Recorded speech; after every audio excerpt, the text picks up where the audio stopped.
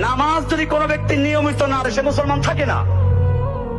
মাঝে মধ্যে 2 ওয়াক্ত না পড়লে আমি তাকে কাফের বলি নাই, কিন্তু আল্লাহর রাসূল সাল্লাল্লাহু আলাইহি ওয়াসাল্লাম বলেছেন, মান তারাকা সালাতান মুতাআম্মিদান, যেই ব্যক্তি 1 ওয়াক্ত সালাত ইচ্ছে করে তরক করলো সে ব্যক্তি ফাকাদ কাফারা, সে কাফের হয়ে গেল, কুফরি করলো, একটা কুফর জমা করলো, 2টা কুফর জমা করলো, দৈনিক 5টা কুফরি করলো, মাসে কয়টা করলো, বছরে কয়টা করলো, জীবনের 50-60 বছর নামাজ পড়ে নাই, কত কুফরি করলো।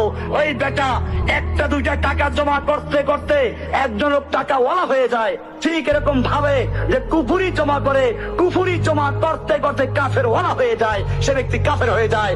ওর বউ যদি নামাজ পড়ে ও বেনামাজি হয়, বিয়া থাকবে না, মরলে পরে জানাজা হবে না, মুসলিমের জন্য জানাজা, ওর জন্য জানাজা নাই।